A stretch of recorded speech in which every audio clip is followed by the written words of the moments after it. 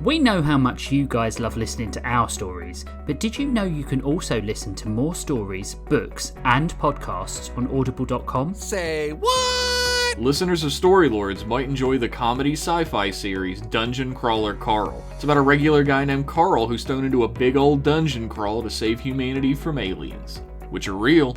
Do your own research. And I've been listening to the High Republic Star Wars series for months now. And I've been listening to... I am partial to iRobot Okay, go, your turn. because it helps me set my boundaries with organic beings. I like to read magazines that judge people's decorating tastes. Oh yes, okay, you go. Do they do those? Audible lets you listen to your favorite series while you're driving or just chilling at home at any speed you want. And there's tons of books and types of literature to choose from. I like the book. That's audibletrial.com/storylords. Sign up for a trial today and help support your boys, the Storylords. Aww.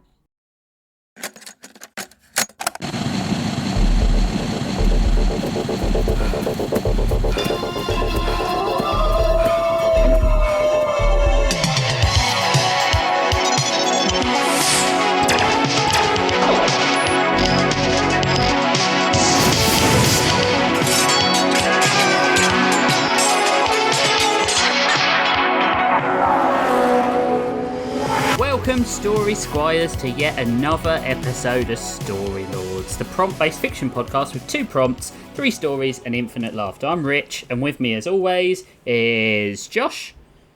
Hi, I'm gonna go turn my fan off. I just forgot to. I'll be right back. All right, Grandpa. And Jeff. I forgot to take my medicine. Where are my marbles? Jesus Christ. Yeah.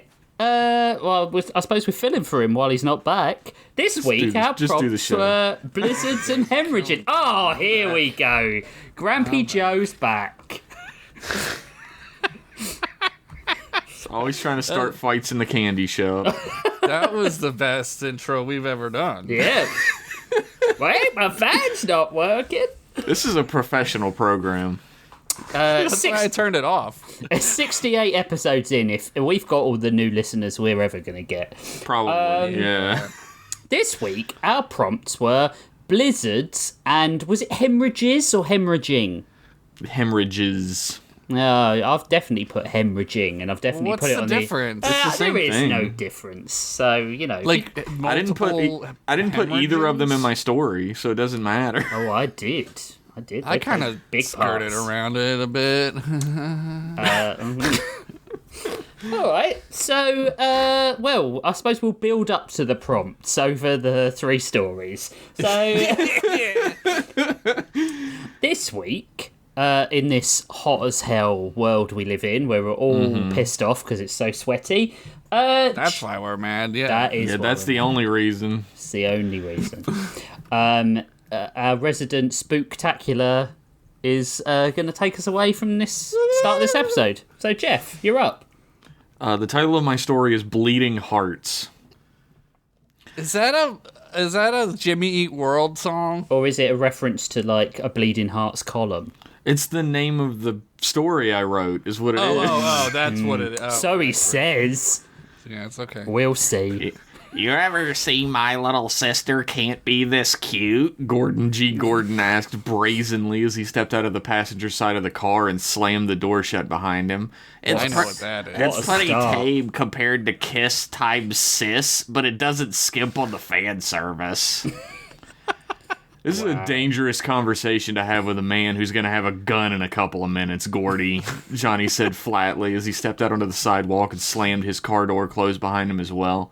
He tossed a look down the street in both directions, half expecting a nurse with spider guts to be running at him, but finding nothing. Not again. You just don't understand the arts, Gordy said, with a holier-than-thou grin on his greasy features. Their conversation last night about the Brooks case had put them on the same page, or as close as 2 odd couple-esque sitcom freaks could ever be. And they had met up this morning to head back to the Davenport Detective Agency. They were there to pick up some files, retrieve firearms from the safe, and slip out before anyone would notice or care about them being there. Johnny was well aware that being in one place for too long probably wasn't the best idea when everyone thought you were nuts. To be completely honest, this story felt a little weighted down by the expositional dump right up front, show don't tell and all that, but I figured it would be easier to just shit it out here and get on with the fucking thing. That's what happens when you have diarrhea. I'm not having a hard time writing this week, you are! Anyway. He's right. They were quickly, and thankfully for Johnny, silently through the empty lobby of the building that the Davenport agency was housed in within a minute. The elevator doors slid open with a heavy mechanical whir which showcased their age, and a loud ding which pierced the ears every time, no matter how ready for it you happened to be. I'm just saying, you should get in touch with your roots a little bit more, Gordy murmured, as the two men, or at least 1.5 men, stepped into the elevator and the doors chugged closed behind him. You've been blessed by Kami-sama himself from high on his lookout in Korin Tower to be born in the anime capital of the world. He was born in America. Johnny hurriedly pressed the button for the floor the agency was on, whichever it was I said last time, I'm not looking, and settled back against the wall at the back of the elevator. He paused for a moment, having barely been paying attention to Gordy per usual when he caught up with the conversation all at once. I'm not Japanese, you fucking racist sack of bird shit. I'm Chinese, Johnny spat out. He then rubbed his hand down his face from forehead to chin and held the hand out sternly. And I was born in fucking Orlando to begin with. The anime capital of the world. Stop being a sopping wet cum rag for 5 fucking seconds and serious up. We've got to get the goods and skedaddle. Do you fucking understand me? Fine. Gordy threw his hands up in the air in an defeated gesture over dramatically. You're getting mad about nothing anyway. It's like calling a Canadian American. It's basically the same thing. Tell that to the first Canadian you meet and get back to me, Johnny muttered as the heavy metal doors dinged his escape from the sweat box with X-Tube's #1 customer 2025. X-Tube, what's he paying for? The doors slid open at once, allowing Johnny and Gordy to waltz out into onto the bullpen of the agency together. Stretched out before them were familiar lines of desks, 4 across and 10 back, with a spattering of people sitting here and there at them with their heads down, scribbling onto something here or there. A few of them, younger morons like Gordy, were even using computers for their work, like fucking yutzes. Like those will ever catch on. But the instant they stepped through, every single person in the room raised their heads up, stopped whatever they were doing, and stared.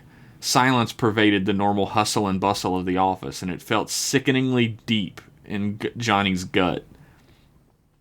I'm not fucking nuts, you bunch of brainless rubberneckers, Johnny spat out, loud enough for everyone to hear him in the back.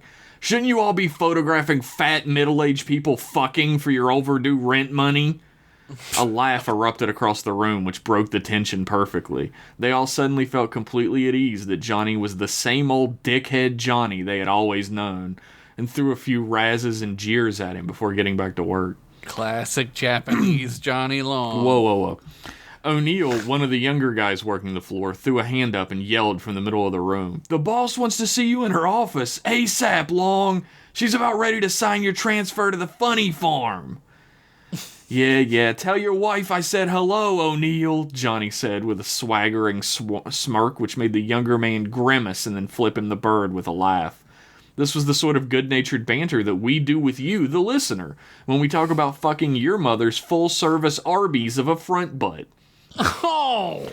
Except of course, we actually do take turns slamming your mom's mutated-ass muff while she laments ever having given birth to you. Maybe the butt babies we're blasting into her will do better.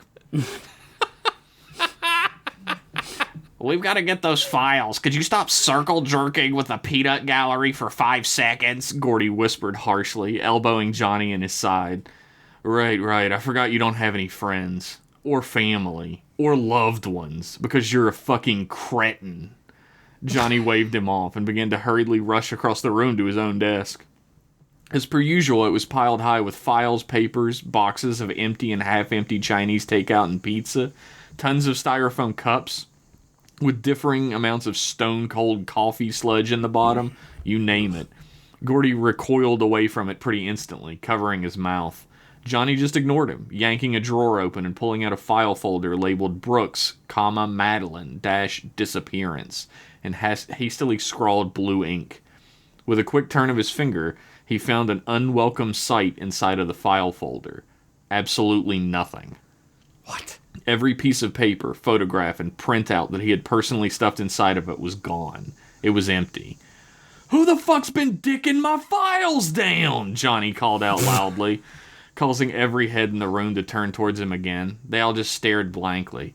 "Fucking hell," he cursed spitefully, throwing the file folder into the already woefully overstuffed mesh trash can behind his desk. "We got nothing." "What the fuck is going on around here?" Gordy asked, rubbing the back of his neck and looking around the room at everyone going back to their normal work. He shook his head and held up his briefcase he's been lugging around with the other hand. "We're not completely empty-handed. I've got some of the agency files on the case and the, evidence. We just need to grab some sidearms and get the hell out of here before Calder sees us. She still thinks you're a lunatic on the loose, remember? And we need to at least pretend that you're not." Oh my god. Very funny. Dane Cook, move over. Gordy's on stage. He's gonna smash some fruit, Johnny half murmured to himself. But he had to admit that Gordy was right. Everyone was treating him like he was a psycho since his little stunt visit to the Brooks home, and his grievous head wound probably wasn't helping matters any. He rubbed his fingers over the off-white bandages that encircled the top of his head. Let's just hurry. Towards the back of the room was a heavy metal door that led to the weapons lockup, a name which was pretty inaccurate considering there was a 2x4 piece of wood propping the door open at all times since Calder had forgotten the code on the lock and didn't want to shell out for the company to come back and reset it. Safety first. All's the better for Johnny to slip through and begin the quick look around for a weapons locker that hadn't been emptied out already. Gordy followed him in reverently, his eyes wide and mouth moistened by drool at the prospect of having a gun in his hands. He was doing that thing with his fingers that Homer Simpson does when he sees a donut, but way less endearing and more disgusting. What are you getting half-massed about, Gordon? You're not getting a fucking gun, Johnny said over his shoulder, spotting a gun locker closed tight with a digital screen on the front showing it fully stocked. I'd rather give a gun to a talking dog partner that learned how to drive. Which is my spec script idea, by the way, so don't fucking steal it. Are you kidding? It's you and me against the world right now, and I don't even get a piece? What's the point? Gordy cried out.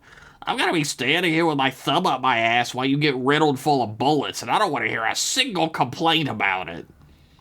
The thumb up your ass is all the action you're gonna see on this one, regardless. Get used to it, Johnny said half-heartedly, trying to remember his personal passcode for unlocking these stupid digital lockers. Every detective at the agency had a personal 6-digit passcode for the gun lockers, so that it could be recorded who had taken which gun and when. It was the only safety measure put on this entire company, it seemed sometimes.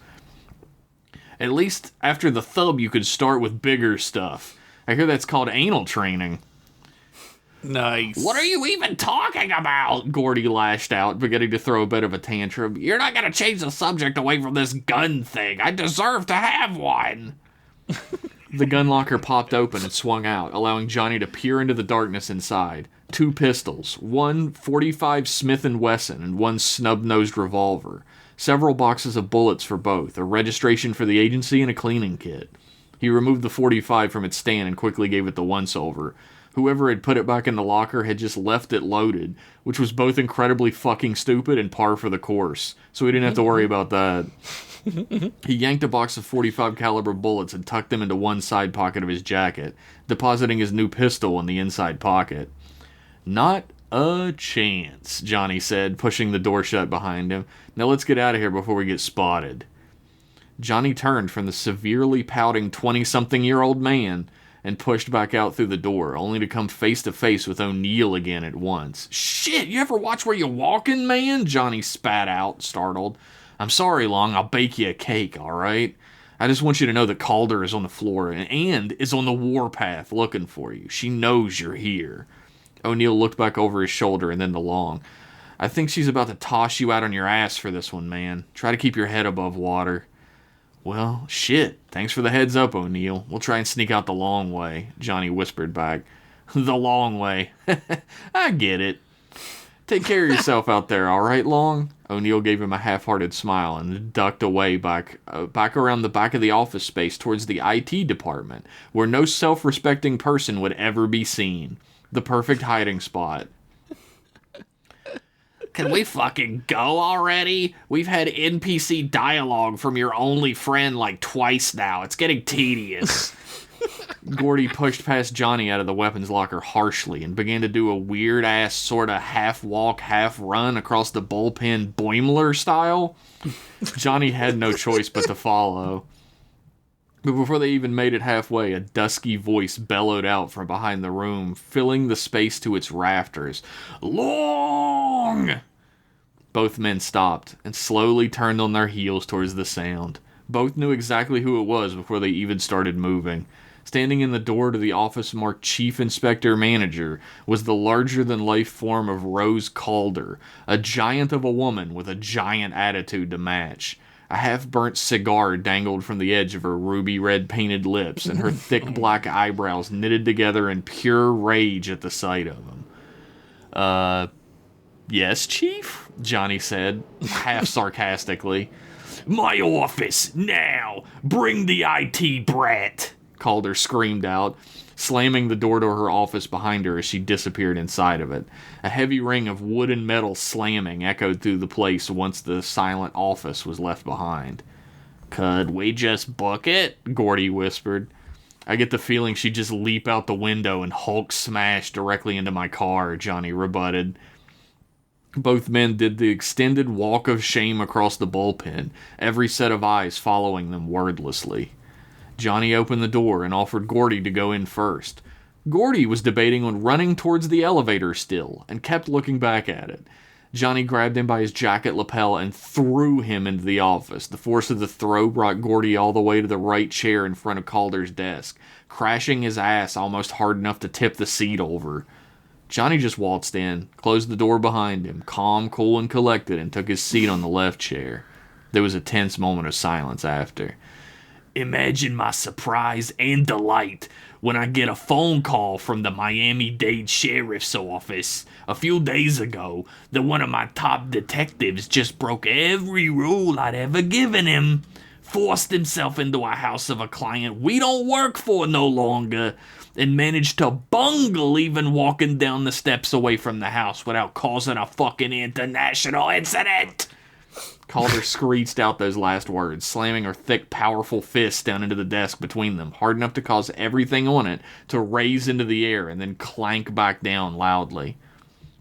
Look, I can explain all that, Johnny began, but was instantly interrupted by Calder raising a finger in the air to quiet him. I told you the Brooks case was closed. I told you they didn't want to hear from you anymore. After your sterling performance accomplished nothing for their family, and being a raging asshole on top of them for this, I told you this. Calder folded her hands together and sat back in her chair, placing them on her lap. Madeline Brooks is home. She's safe. Check cleared. It's done. Except that fucking replicant isn't Madeline Brooks, Johnny cried out all at once, slamming his fist down on the plush arm of the chair he was seated in, hard enough to startle Gordy and Calder alike. The case doesn't add up, and you know it doesn't. It hasn't been that long since you did any actual detective work that a girl showing up completely fine and dandy after 2 weeks missing in the place they first looked for? This doesn't strike you as a little fucking suspicious? You're raising your tone with me now? Calder said, with barely disguised rage bubbling underneath her incredulity. I'm not really involved in any of this. We've got a new magic cookie to install in the home box before you guys get a big nasty gram. So Gordy weaseled as hard as he could, starting to push himself up out of his chair. Sit down! Calder and Johnny screamed out at the same time, causing Gordy to flop heavily and awkwardly back down in his seat. The fuck do I care if the details don't line up like a fucking Bogart picture, Long? This is real life. Shit's messy. Calder took a heavy drag of her cigar and spat out the smoke all at once, grimacing behind it. The case is closed.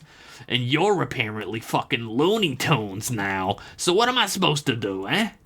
Just let you keep running around in your goddamn delusions, thinking you're Columbo and everybody else is William Shatner guest starring? I'm trying to run a business here. I'm not crazy, Calder. You know I'm not crazy. I'm not gibbering nonsense at you here. Everything I'm saying is based on cold, hard fact.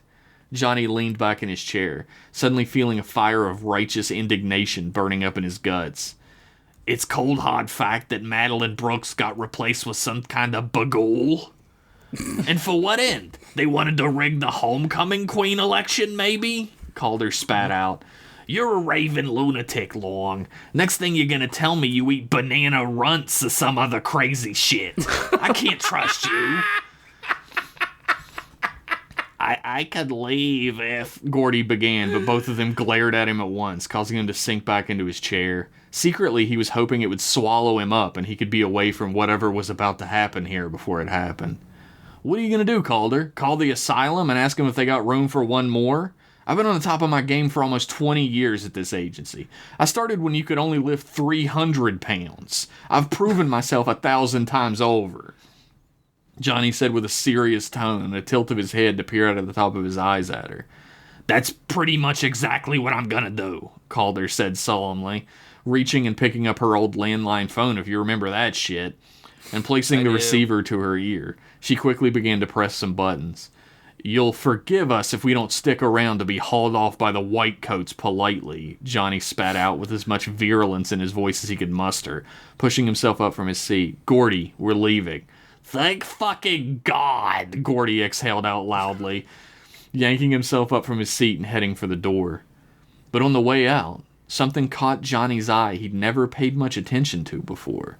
Calder's walls had always been covered in framed newspaper clippings of successful cases, write-ups in the paper, printouts of digital articles about the agency and their victories, and even a few gold-framed small oil paintings here and there, a bowl of fruit or a seascape.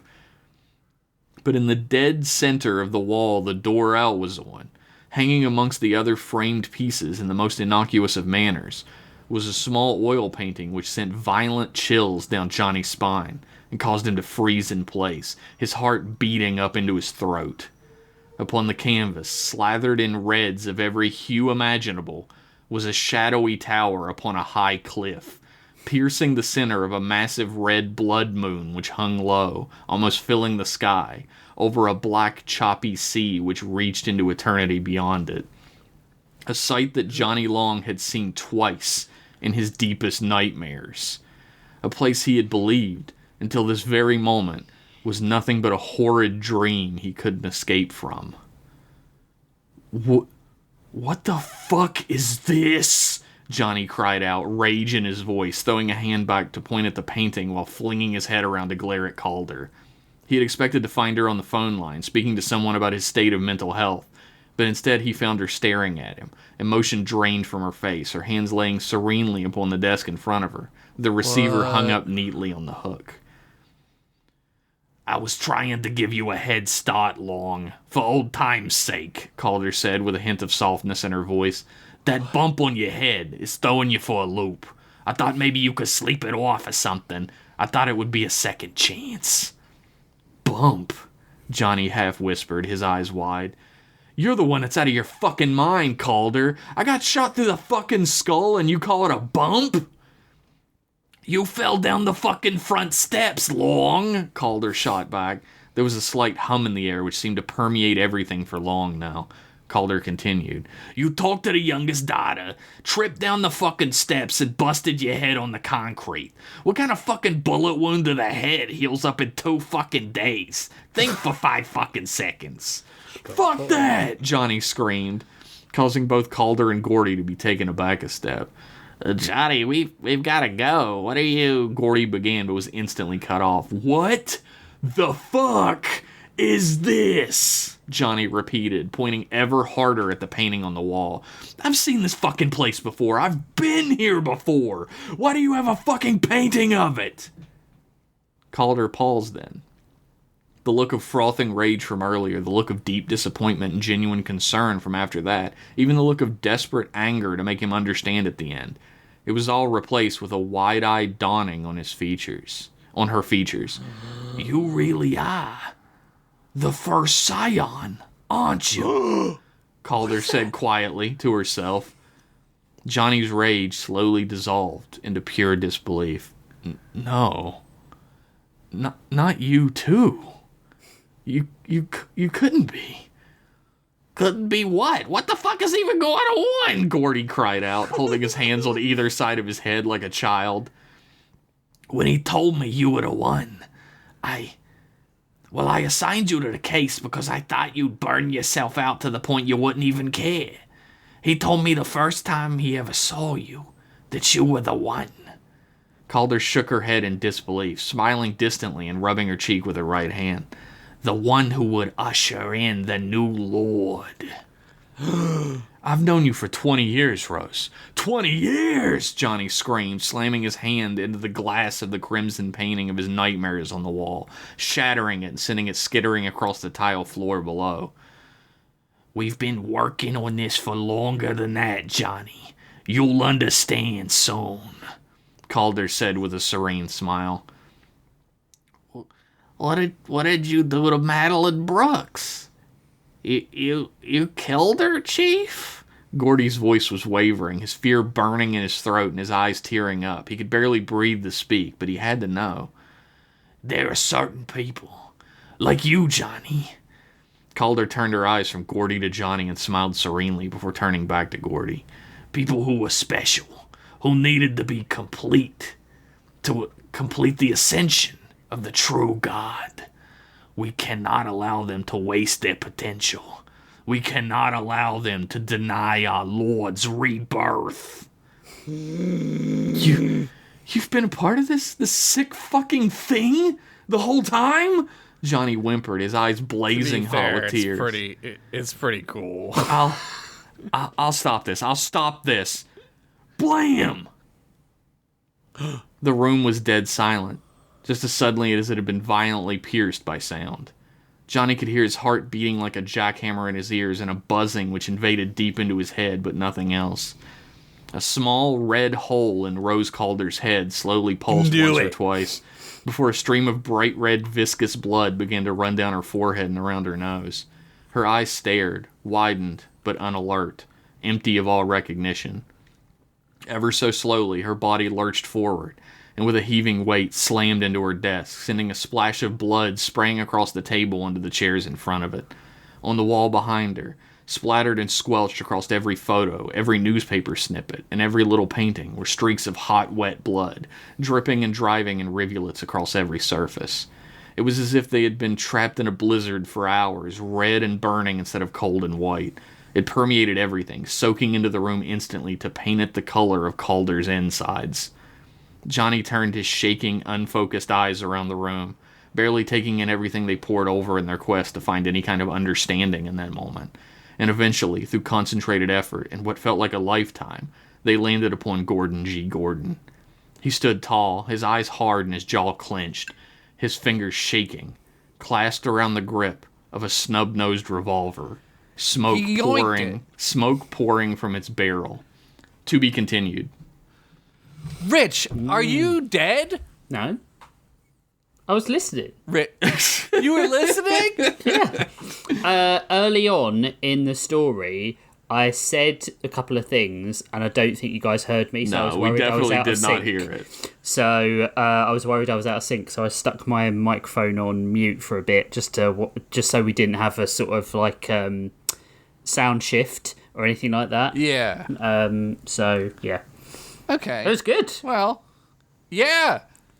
I knew he fucking yoinked it. I knew it. I was going to say it, but I didn't want to. I don't want to spoil it for other people who might not know. I knew. It's Pennington's gun. You don't just say there's two guns and then there's one. It's very true. I do like in stories when they do the whole make the character believe that he's wrong, not the whole system, but actually the whole system is wrong. Yeah, that's always fucking great. And like for a second there, you had me. I was like, is he fucking insane? Nah. Like, two things is he can be crazy? true. That's true. Two things. I think it can be two things. Yeah. True. We'll have to see where it goes. Could Gordy be feeding into his delusions? We don't know. I mean, I think he is a like fucking nightmare in himself. So maybe whenever you Is he open like- with him, I'm just like, oh, for God's sake. Oh, he's here. Great. Cool. is he like Pavlov's like long lost nephew or something? I don't I know. bet he is. I feel like Flinch is disgusting, but is like underneath it all a better person. Than Yeah, I Gordy do is. too. I Gordy's a fucking hate genuine Gordy. piece of shit. I feel like Flinch, like, in his desperation, went to a sperm donor, and just that's Gordy just happened to be the sperm he donated. That's how Flinch makes like half his money is donating sperm. Yeah. It's a conservative half. Yeah, we'll have to see what's happening in old Johnny Long's dome as the story continues. I don't know, man. Because, I mean, Gordy just believed him. Like, he believed that what she was talking about links to what he was saying. He has no real way to know any of that actually happened. Well, he was in the hospital with Johnny, so I guess he might know if he got shot for real in the head, right? Like, He did mention I don't something know. about that in the previous story. yeah. Oh, I Its guess eagle-eared we'll see. listeners might remember that, well, I guess I'll just say it, fuck it. It's a little crumb for people to follow. Gordy did say bump on the head when he was talking about his head injury when they were in the hospital. I don't know what to believe, dude. I love the exasperation. I don't know what to believe. I don't know. I feel like Johnny Long right now. I don't know who to trust. It's your bump on the head, Grandpa. Oh, my fans are on again. This series does feel a lot more serialized. Like I could see where the commercial breaks would be, if that makes sense. Yeah. I can see that. For Calgon. Who is Jaleel White playing in this one, do you think? Calder? Oh, what? He can play whatever. I believe him. Well, like in a Medea, like cross-dressing type of way. I was thinking more Big Mama's house, but maybe or less a fat or a phobic. nutty professor. Yeah. Nutty professor. Maybe a little less fat phobic. I never said anything about her being fat. She's just like superhumanly strong. Do you know what? Yeah. Do you know what she reminds me of? The I can't remember her name, but the monster in Monsters Inc.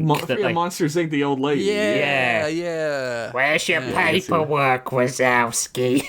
And it's for some reason Calder's voice is the most difficult voice for. Well, actually, no. I think Gordy's is because I keep slipping into, fucking Dev's voice. Oh, Dev. I keep slipping into Dev's voice, which is supposed to be like nerdy but kind of like endearing. And No, your Gordy Gordy's is more supposed to sound nasal. like a fucker. Your Gordy is far more nasal. Yeah. Did I screw that? It's too like. It sounds like it just. that. Yeah, there's a mucus block that he's got to pass or something. Oh, God. That kid is a mucus block. All right, Johnny's only friend right now. Wow, I mean, might as well kill yourself now, Johnny.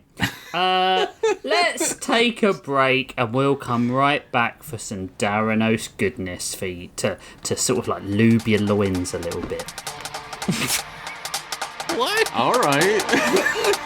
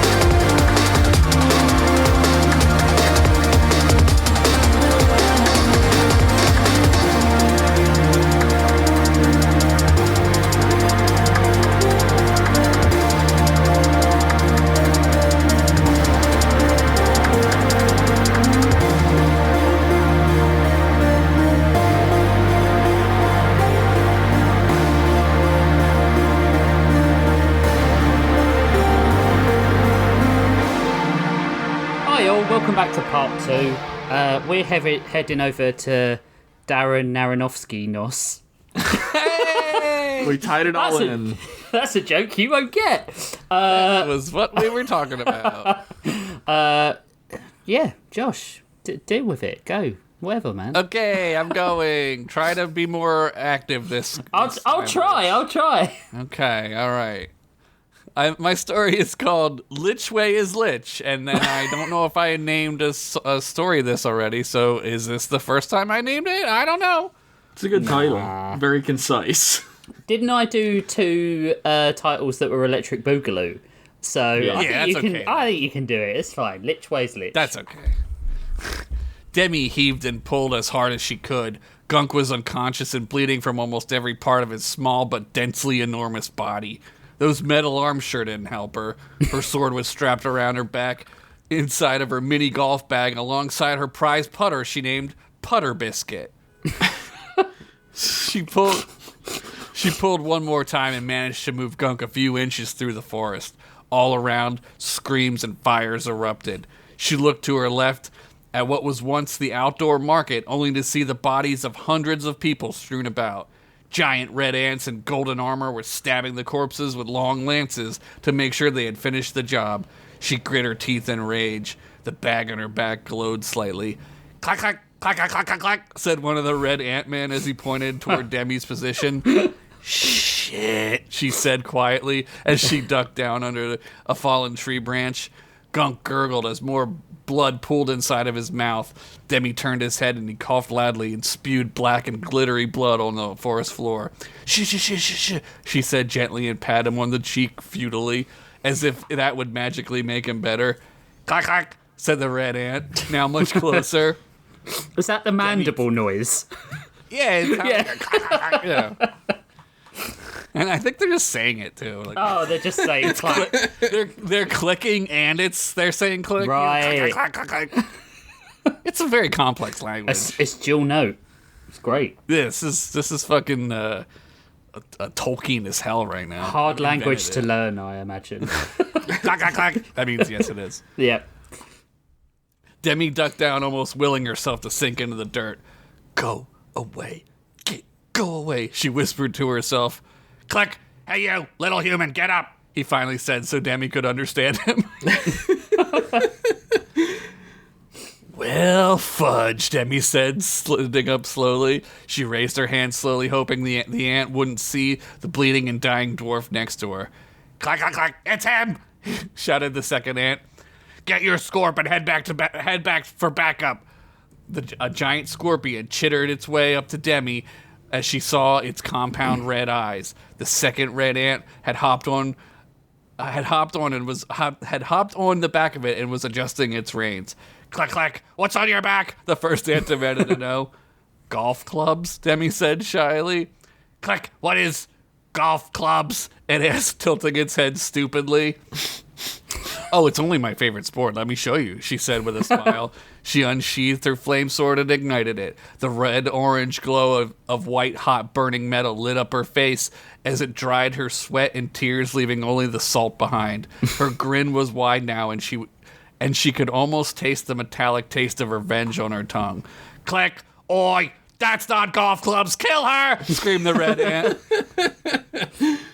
The ant-man atop the scorp was already turning around and barreling down toward Demi. The first red ant swung his lance at Demi and she blocked it. The flame sword easily cut through the lance as its pointed end clattered to the ground on nearby stones and branches. Clack, said the ant-man as he lowered his head. Click is right, bitch, Demi said as she charged forward with her sword. She skewered the ant directly in mid-thorax and left it there as it began to heat and cook him from the inside out. He raised his head in agony as the smell of burnt carbon sizzled from inside of his own exoskeletal frame. Ah! He screamed as the flames consumed his eyes and shot from his mandibles. The second ant slid the scorpion to a halt a few meters away. You'll note that I put meters for you, Rich. Oh, thanks. I appreciate it. A look of terror on his face, or at least what could pass for terror on the face of an ant. You're next, Demi said, pointing the sword at him. Unless you let me have that ride. Miles away from Grawl, the flamingos escorted a small band of survivors through the forest. Maybe 100 or so people were all that they could manage to save before the city fell. Who knows how many else ran in other directions or even survived the night. Sid sat on a rock and put his hands over his face. He was exhausted. Socks turned into cat form and began to rub against him and lick his nose. Aww. It's okay, buddy, he said, petting him. Excuse me, Mr. Trollman? Yes, hello. An irritating voice came through the line of survivors. Gordy's here. Hello. Hello, Glavin. Sid looked up and saw an older-aged man who was waving at him for attention. Sid sat up and sighed. Sir, yes, sir. What can I do for you? He said, towering over the man. Are you the manager here? The man asked. No, Sid said, stupefied. Well, I'd like to know when and where we are going, sir. So if you could please tell me, that would be great, the man said, annoyed. Sir, I don't know. I mean, Sid waved his arms around and pointed to the burning city behind them. My wife and I have lived in Grawl for 30 years, and we've never had a more unpleasant experience than that of tonight. Had we known this was going to happen, we would have never left the coast, the man said, huffing. Sir, what's your name? Sid said, trying to be nice. Boomer McQueen, he said, as if Sid should have known that somehow. Okay, Boomer, Sid said, but my friends call me Boom Boom on account of these guns, he said as he flexed and did a karate chop motion, being 100% serious and thinking it was actually cool. Okay, Boom Boom, Sid said, trying not to laugh or choke on the ridiculousness of that name. Well, as you can see, this might very well be the end of the world. So, what we're going to do is try and survive, since I'm pretty sure an army of dark forces is going to hunt us until the end of our days, Sid said with a smile. Well, Boom Boom thought. Sid could swear he saw the gears in his mind start to smoke. Is there anyone who can fix this? I mean, we've lived here for 30 years, Boom Boom said. We should have stayed on the coast, he mumbled to his wife, even though those nasty mermaids were starting to devalue our property, which is, of course, the most important thing in life. Just then, an orc hauling a cart with an aquarium the size of a small room wheeled up next to the arguing couple. Inside, a merman popped out of the water with a sour expression. Like, what the fuck, bro? He said as his fishtail flapped in annoyance. Oh, no, not you, my boy. It's those fish on top mermaids I'm talking about. Can't tell what they're thinking on account of those soulless eyes. You know what I mean. This guy gets it, Boom Boom said, trying to high-five the merman. Just then, a second orc pulled up hauling a similarly large aquarium tank. Inside, a fish-top mermaid swam with a bow tie above her fin. She popped out of the water and looked annoyed. What the hell? What the fuck did you say? Meat top? She said, pissed off. That was an excellent merman voice. Come on, honey. Let's roll out of here. Fuck these pork sticks, the merman said to his apparently wife. Wow. Fred and Chickpea walked up slowly to a dumbfounded Sid. What the hell was that all about? Fred asked. I have no idea. But if we don't find a place to hide, we're super fucked, Sid said. All we can do is, keep walking for now. We have to, get away from this pisshole, Chick said. On a broken branch down near the ground sat a rat. He covered his face with his paws and was obviously crying. Oh. I've lost everything, he said to himself. Oh, no. But at least I still have you. He reached behind him and pulled out a gun. I knew it. As soon as rat was said. He spun the wheel and a faint zzz sound trailed off before he clicked it back into place. He held the gun to his head and click, he sighed. Not today, he said disappointedly. We've all done this every day. Bit too much of Josh. Bit too much of Josh's autobiography in this story. We've all been there every day for a long time. It's been a year. Mm. Mew, mew, meow, meow, meow, meow, meow, Buff Cat interrupted. I gotta get this right. Whoa, whoa, whoa, Fred said, astonished. You cannot call them clickers, Buff Cat. Mew, mew, Buff Cat replied. Well, I mean, it sounds crazy racist, Fred said. Yeah, like, that sounds really close to stepping over a line, Chick agreed. Mew, mew, mew, mew, mew, mew, mew, mew, mew, mew, Buff Cat retorted. Wow, I'm not even going to translate that one. I mean, that just made it way worse somehow, Fred said. Yeah, that was, woo, Chick said. Mew, mew, mew, mew, mew, mew, mew, Buff Cat said sassily. If there's any animal that would be a racist, it would be a cat. Fucking, He's not. fucking get him, Buff Cat. Tell him what's what. He's not racist. He's just a cat. He just said clickers. Don't say it, Jeff! Now I've said it. Oh, Wow, no. this is terrible. Jeez. Mayor Joey Pizza was now handcuffed in golden cuffs. 2 red ants poked and prodded him into a large room as the doors closed. They followed closely behind him, making sure he made his way into a huge room atop of the skyscraper from like 3 episodes or whatever the hell ago. I believe it. Clack, clack, move it, the ant said, pushing him in with the end of his lance. There, in front of him, he saw some sort of alchemical contraption he had never seen before, and next to it was the golden man who looked familiar. Ah, Mr. Mayor, what an honor to see you again, Goldilocks said, smiling. You're Duncan, the mayor said, stupefied. Yes, Goldilocks said, waving off the recognition. I have a way cooler name now, which is pretty sweet, and a way cooler boss. But the flamingos, the mayor was stutteringly confused. But the flamingos, Goldilocks said. Get him, dude. We did our jobs for you for years, and what did it get us? It got me dead and replaced by some idiot who I am not jealous of at all. But if I were, it would be justified is all I'm saying, Goldilocks raged. But, wait, who's talking now? But that is all in the past, and my therapist says, well, I wouldn't know because, like I said, I've been dead, so I haven't really had time to sort these feelings out. But let me introduce you to somebody who has a job for you, Mr. Mayor, Goldilocks said as he turned to the alchemical apparatus. A red tank of liquid sloshed forward from the device, spilling some onto the floor in front of the mayor. He could smell an acrid, sulfury smell. He squished his nose as the stench hit it. On the side, tubes of various sizes attached to the red liquid chamber. Goldilocks flipped a giant Frankenstein switch, and blood and viscera and parts of bodies began to pump into the red liquid. Mayor Pizza winced in horror and tried to look away just as a head belonging to someone sloshed past his gaze. Her eyes were frozen, open in terror as they lifelessly looked directly into his.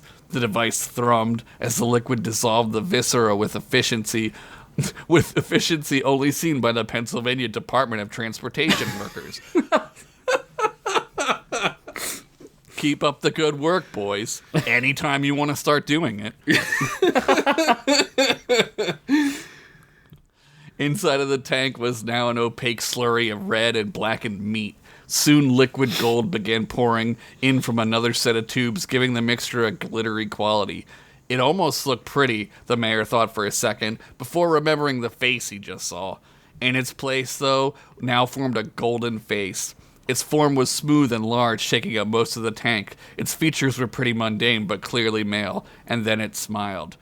Mayor Joseph Pizzarelli, it said smoothly.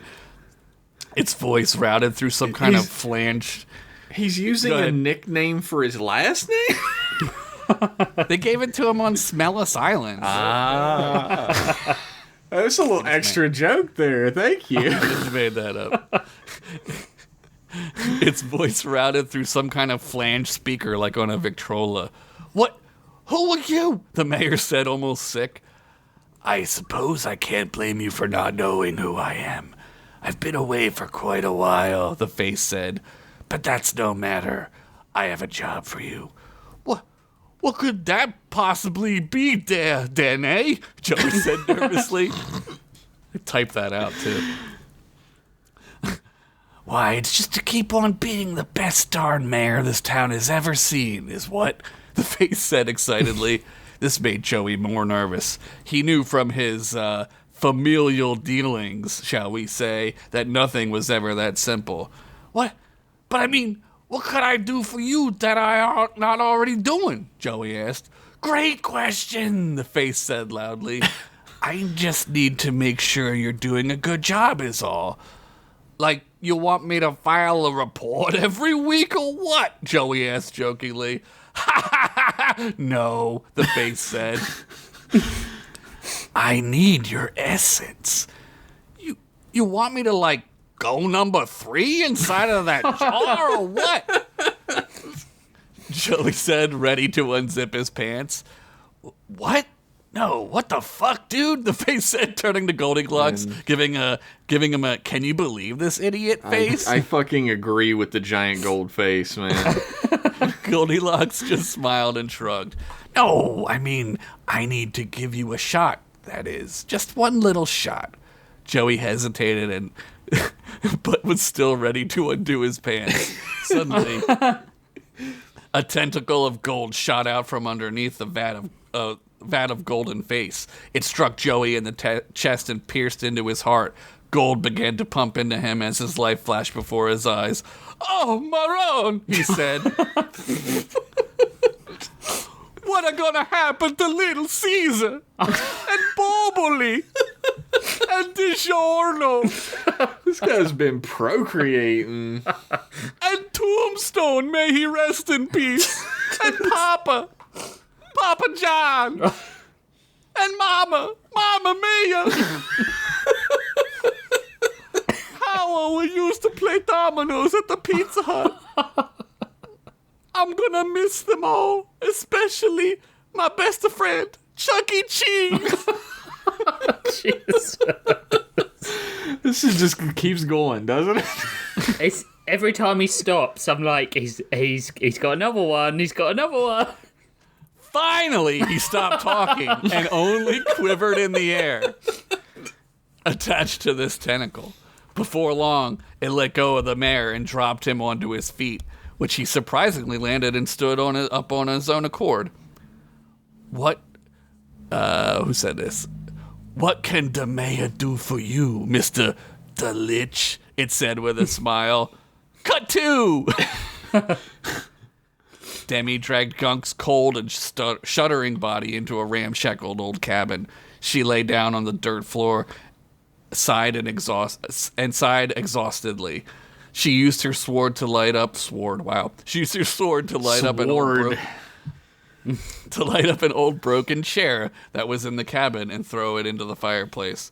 Sure hope that wasn't a person once, she said, half kidding. Half kidding. Who really cares, though, when you get down to it? I mean, well, they're not going to turn back into a person, right? No. Okay, I need you to get better now, okay? She said, turning to Gunk and throwing a dusty old blanket over him. He coughed and tried to nod in agreement. Better, he managed to say with half a smile. It was now freezing outside. It wasn't winter yet, and even during winter in Grawl, the temperature doesn't go below what most feel is comfortable. That's right, I'm not going to give a number, because I don't feel like doing algebra to convert it to Celsius for Rich. Blame Rich, everyone. It's my fault. Fuck you, Rich. I wanted to know. Just say hot or cold. Hot. Nah, there you go. Cold. Middle. Middle. But that's fine. I get it. Everyone gets that. Demi opened the door and stood in the frame, rubbing her shoulders to keep warm. She could see her breath as she breathed out into the night air. All around, fires were lit up in the distance. It gave the blackened night an orange tinge. She dared not try to listen too carefully to the sounds of the night, or she might hear the screams of the dying and burning of towns and villages that apparently was happening all over the municipality of Grawl. Was this happening everywhere, she thought? Damn me, Gunk said, groaning. He had moved toward an old bed and was trying to lay himself on it. His mechanical arms whirred and hummed as if they weren't calibrated properly, or he forgot how to control them. She rushed over to him and grabbed him. I dragged your fat ass through the woods, and now you need me to help you get into bed too, she said, trying to laugh. Gunk let out a single forced laugh. His face was grim, however. He flopped down onto the dusty old mattress as a plume of dust and dirt poofed out of it. He coughed and forced another laugh. Home, sweet home, he said, and fell into unconsciousness. Demi covered him and rubbed his head. He was feverish, for sure. She stood by the open door again and dared to listen. It was now quiet. The fires still burned, but the sounds were gone. That was somehow worse. Then she saw it. A single snowflake fall from the black and orange sky. She had never seen snow before. She had only seen it on Aussie flicks and in stories. She was in awe as she saw more starting to rain down. They fluttered unevenly in the wind. It made her smile. This is not snow. She exited the cabin and looked up. She held out her hands out and twirled around while looking up, like in a Disney movie. She opened her mouth and held out her tongue, trying to catch one of the errant flakes. One hit her tongue, but instead of melting on contact, it dissolved into a gritty, acrid, acidic dirt in her mouth. She opened her eyes and looked closer. They weren't snowflakes. They were ashes. To be continued. I knew. That's Chekhov's ashes. Beautiful Disney moment ruined by corpse ash. Yeah. Or made better. That was great. Goldie Glocks Thanks. is still the best named character in the history of Yeah. Storylords. He's great. I love him. I love he's clearly got, like, dead man PTSD. He's just jealous and dead. That's what happens when you don't live a good life. Yeah. Same. That's how I'm going to come back. Yeah, that's how I am. I mean, that's how I'm going to come back. You just skip the death part completely. I mean, Or did he? what is What is I'm this dead anyway? inside. Yeah, I guess. What is this life anyway but death? A short What death. is love? Baby, don't hurt me. It's an uplifting podcast that I listen to when I'm down. It gives me the courage to do what needs to be done, you know? Whoa! I mean, luckily, they have the breaks for those awesome Vidazen tracks because, True. like, we just suck the life right out of them. No, that We're was gonna find. a harrowing tale. We got more episodes, right? Yeah, Yeah. there's still plenty. Yeah. Okay. Because I don't know what's gonna happen.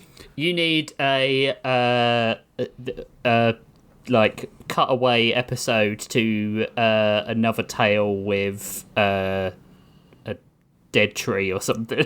The Merc Monk. We haven't talked to him in a Yeah, while. exactly. What's he Oh, up to? What's he complaining about? You should do Everything, that Babylon 5 Battlestar Galactica episode where they bring in a journalism team and the Merc Monks. Yeah, and they skip around. Yeah, and they talk to people. That's a great idea. You should do a Perfect. special episode where the Merc Monk finally forms an HOA and becomes a fucking tyrant in his neighborhood.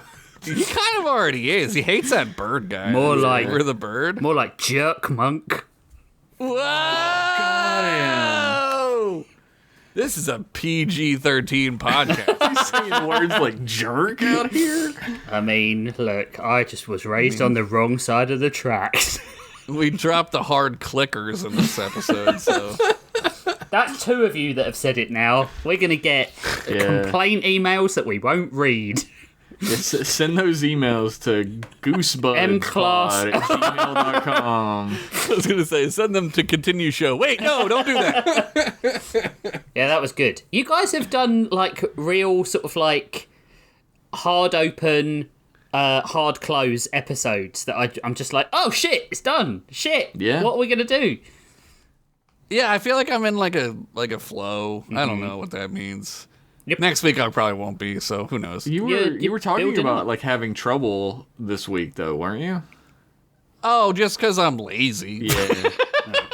I feel like that's at least half my problem, right? No, I mean, I don't know. I've been really fucking, like, exhausted. Yeah, like, I don't know. same. I think Jeff and I gave each other mono. Ever since I got back from New York City, I've been getting more and more tired as time goes on, which probably New York isn't good. City? New York City! I shouldn't have eaten the salsa there. That's true. Pace picante sauce. Did you eat a, what are they call, dirty dog? off one of those carts. Yeah, Oh, you actually, gotta eat yeah. those. Yeah. It was No. garbage. Yeah, I was gonna say There's one that sitting is- in the water all there's- day. Well, no. There's one that's like outside of the Met. You gotta eat it. It's right there. Yeah, it sucks dick. Don't. Go Yeah, to a I've had different it. one.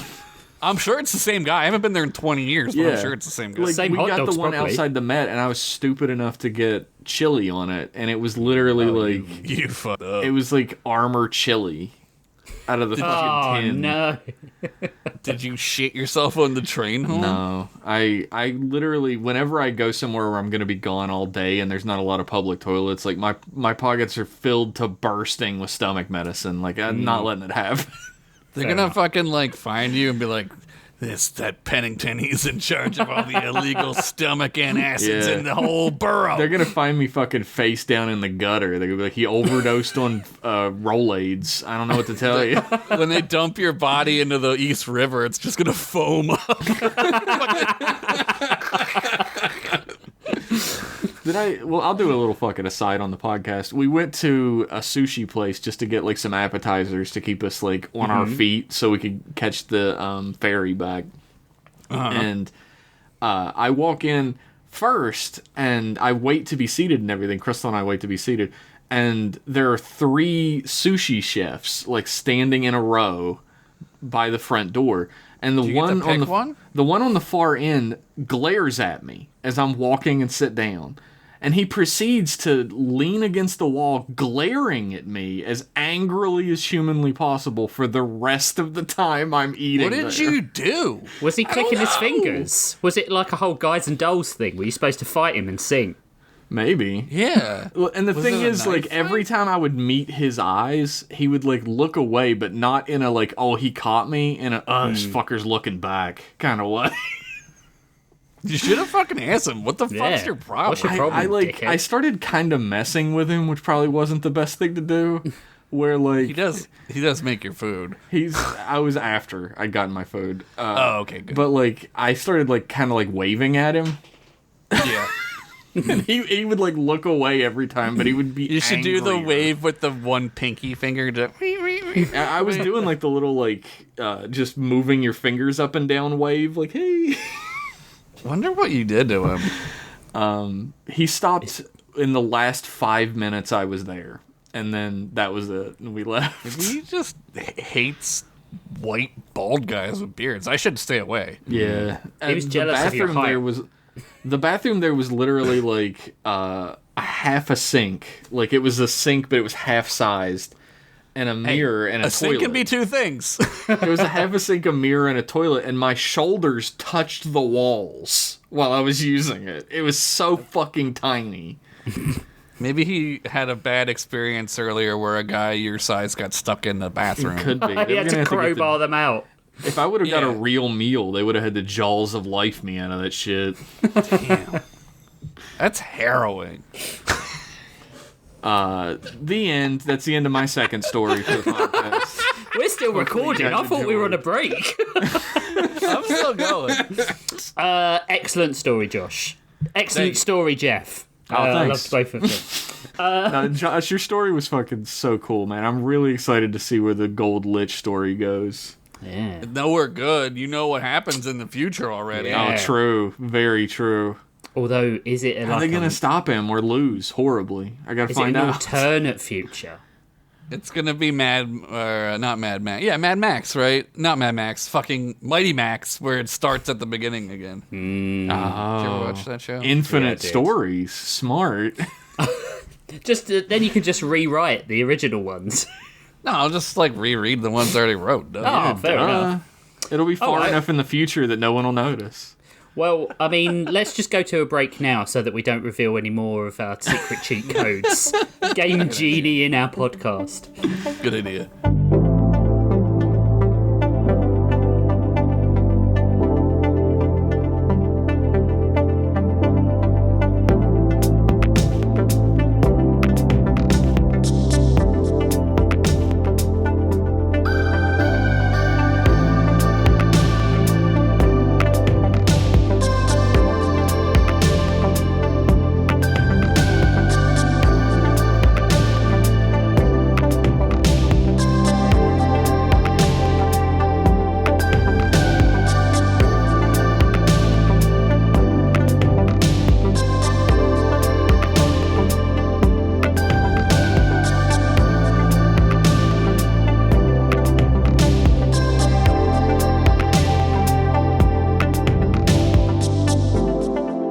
You're back, we're back. It's the final part of episode 68. A dinosaur story. I think we've done that joke about 100 times. I know. I'm sorry. What's the saddest dinosaur story out there? Because it's got to be Land Before Time, right? It is. Yeah. Also, the end of the show Dinosaurs, because it's so fucking abrupt No. and every character is so fucking sad during I it. was kind of glad that baby was dead. To be Well, honest Yeah, I with you. was as well. There's always a silver lining, right? There's I always hate a that fucking baby. pink, chubby, yellow t-shirted lining. Little bitch. Little bitch. we're the story lords. Gotta love us. My Not the squire. True. My episode this week is called The God of Wounds, aka Dogzilla Ice Slice Splice Baby. Wow. Man, lot of loose ends this far into the story this season, eh? What really happened to the Lee Wen reality? What does the Technomancer want? Are the Season 1 and Season 2 cast still caught and hung up on New Ithia? Why the hell is Malcolm, the Eldritch God, back? What part do all these variants of beloved characters play in the overarching story? Why did your dad leave and never contact you again? The answers to all your questions will come soon, but not now. Apart from the dad Did one, us both a favor. apart from the dad one, it's because you're a monumental disappointment and he would have been prouder of one of the other million sperm cells that leaked out onto your mother's thighs. Oh, no. Now I got a picture of that shit. Jesus Christ. Is this a fucking spooky vision That's episode? a real horror-ass episode you got going here. Anywho's, onto the story. The dogs had started whining again. Not the frantic yipping they made when they scented bear or seal, but a low, dissonant sound, like a death rattle stretched over a shuddering breath. Aknakum didn't blame them. The wind was howling loud enough to suck the soul off a man, harder than your mother sucks the ball soul from any random guy she meets for money for a pack of smokes. I mean, this woman sucks more swimmers into her gullet than the Bermuda Triangle. Oh, my God. The truth hurts, listener. I'm sorry. That old English saying, ball soul. Ball soul. The snow outside had given up, pretending to fall gently. It came sideways now, violent and mean-spirited. She tossed another chunk of dried meat onto the floorboard of the shed. The biggest dog, Nuna, sniffed it once before turning her head away with a soft chuff. "Oh, come on," Akna muttered, dropping to a crouch beside her. "You're suddenly a picky eater? That wasn't so last week when I had to pull all that dental floss you took from the bathroom bin out of your ass. You were like you were like the world's worst pull string toy." Dogs are dumb. Nuna made no apology, just glared. The cabin walls creaked under the weight of the wind, groaning like an old drunk trying to stand. Akna stood, stretched her arms until the joints popped, and pulled her heavy coat from the hook by the door. It still smelled faintly of her son's bath times, of lavender and pine sap. Or maybe that was her own imagination. Most days, Akna wasn't sure what was memory and what was wishful thinking. She took the naming bracelet from her bedside table and ran her thumb over the engraved name there. Mal. It hurt her soul to even touch his name. She wrapped the band around her wrist, next to her own naming bracelet, and made for the door. The blizzard greeted her like a guy wanting to brag about his crypto investments when a woman walks in a bar. Chlorine. So specific. Wow. I don't like this story. It's uncomfortable. Clawing at her face with icy fingers, immediately finding the small gap between her scarf and hood. She trudged into it, dogs at her heels, scanning the perimeter of the homestead with eyes narrowed to slits. This far north, the cold didn't nip, it bit, full-jawed and deep into the skin. Her bones felt it first, then her scars, then the places where grief had settled in and built its little cabin in her chest. The village shone with the orange glow of torchlight 3 miles down slope, but Akna hadn't been there in 2 weeks. She didn't need to anymore. The last time she'd gone, they'd whispered loud enough for her to hear. "Witch. She talks to animals. Her son lasted 6 weeks longer with the infection. She sold her soul for more time with him. In a village in perpetual snowfall, women still found ways to be conservative. People still found ways to be conservative little snowflakes. Aww. This future sucks. Yeah, it does. This recent sickness had come with the winter, a hemorrhaging fever that made people bleed through their pores as if they were cracked leather skins. It took the young and the old and made no distinction. Her son, her neighbours, then whomever it wanted to, randomly selected. They'd burned all the bodies, smoke and superstition, as if fire scared disease. Akna reached the ridge behind the cabin and stopped. Her breath came out in plumes, instantly freezing onto her scarf. The dogs growled. Nuna saw it too. Footprints. Not hers, not the dogs, and definitely not fresh. The snow had already partially filled them in, but still visible and wrong. Bare feet, human-shaped, deep heel impressions. No shoes, not even any toes, just long, uneven depressions in the snow, like someone not used to walking. Oh, fuck me, ghosts, she said. That's what I needed now. How Dickensian. What? Perhaps it's Ghosts don't have toes? Perhaps it's the spirit of past arguments that I can win now after rehearsing them in the shower for 20 years. Oh no, that's what I do. The dogs whined in protest. She ruffled Nuna on the head. The trail led around the ridge and into the forbidden wastes, where cracks in the rock formed narrow, jagged caves, places the elders had once said were cursed, which of course just meant it was an era they couldn't use their particular brand of 1950s-esque prejudice and bang zoom straight to the moonism. When Akna was 12, she'd broken her arm climbing down there, trying to catch a snow owl with her bare hands. It was where the rumours around her being a witch had started. In truth, she was just clever and curious, which of course meant she was something to be feared by people with the IQ of those who have tattoos of their kids, but not custody. Oh my god. God, that's good. That is so good. She crept slowly, pressing one hand to the frozen wall for balance, ice crunching underfoot. The dogs moved nervously behind her. Then they alerted her to a smell, something like iron and rot, but older. Rusted copper, fermented meat, like the earth itself was using dog shit flavoured toothpaste. Oh no, that's what I do. From the fucking height of metaphor to dog shit flavored toothpaste in 2 sentences. Yep, that's the way we roll. That's story lore for you. She turned into a shallow cave in the ice wall, barely visible unless you were looking for it.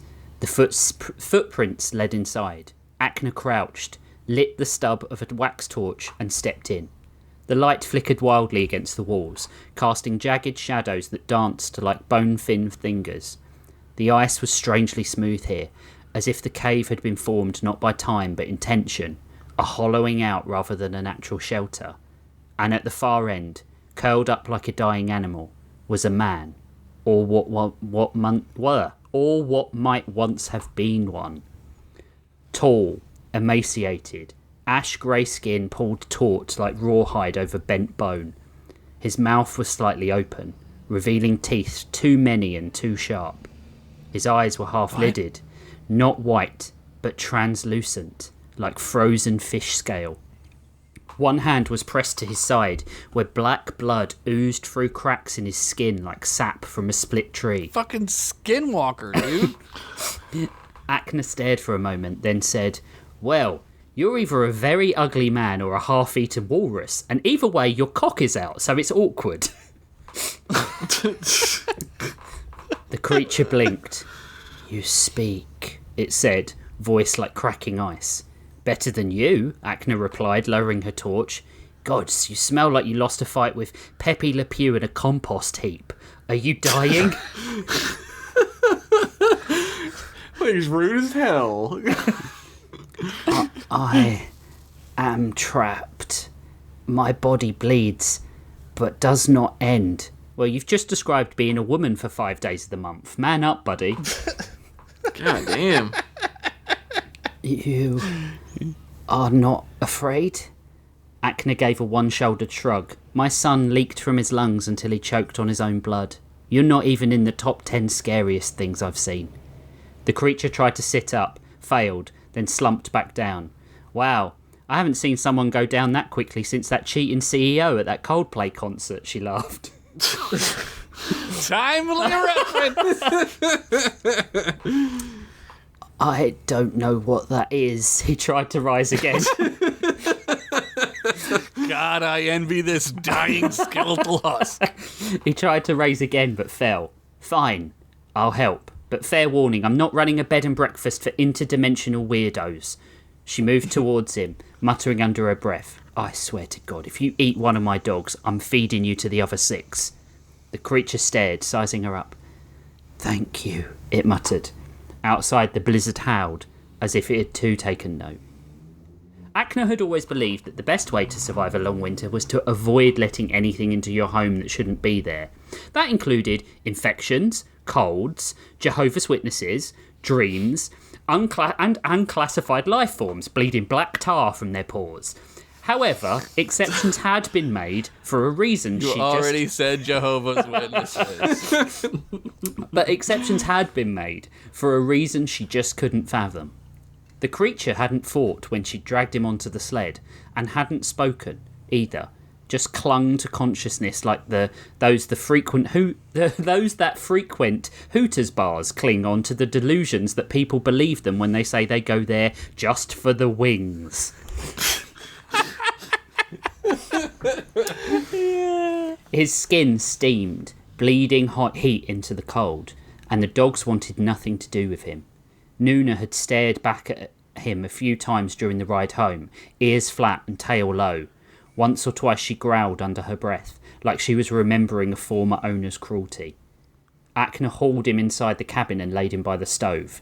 The moment she did, the room felt colder and lonelier, like Elon Musk on Take Your Children to Work Day. Wow. The thing didn't move in the first few hours she watched him, but finally, sitting across from him with a chipped tin mug of broth, Akna finally broke the silence. Are you planning to die, or do I have to poke you every 10 minutes? The thing opened one eye. The other seemed to be sealed shut with some kind of resinous dark crust. I am not dead. Right. You just look like you were born in Chernobyl Reactor 1. Much better. The elephant's foot. She sipped her broth. You're bleeding through your ribs. That's either a design flaw in your creepy demon man department, or you got hit with something worse than a blizzard. I fell, he said. I fell a long time ago. My father forsook me for my ideas.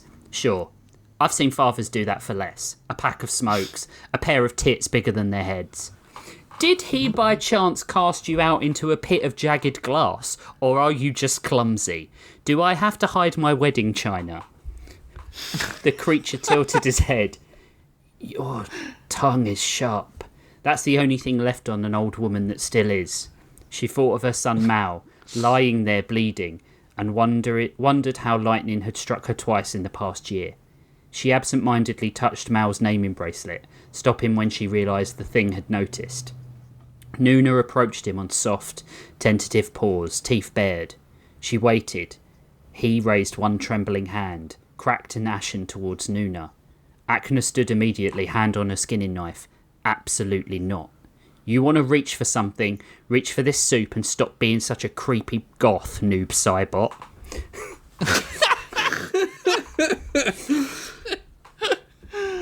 I will not harm it.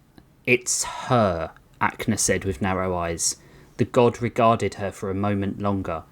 You care for the beasts of this world. You name them. I was cast out for something similar. Nuna has more of a personality than most people I've met. She also hasn't accused me of consorting with the devil or tried to convince me the Big Bang Theory is good. Timely for Tim. Damn! People are still talking about it. It's still on, that's why. It's new to me, damn it. My dogs are my family. You are fortunate. No, Akna said. I'm not. She didn't sleep that night. She sat by the stove with her rifle and watched the thing breathe. It didn't seem to move. By morning she was sure it would be yet another dead body she would have to bury in the tundra. On the fourth day it spoke again. I am feeling better. I must repay you. I told you, I'm not running a business, she said, feeding logs into the fire. Then consider this a way to cease others' grief. I wish I could have done the same for you. She looked up. People close to you, it said, have suffered. Akna's hand froze mid-motion, and Richard clipped his mic. They have died, it continued. But others still live. Some will die soon. Wow, your counselling manner is breathtaking, Florence Frightingale.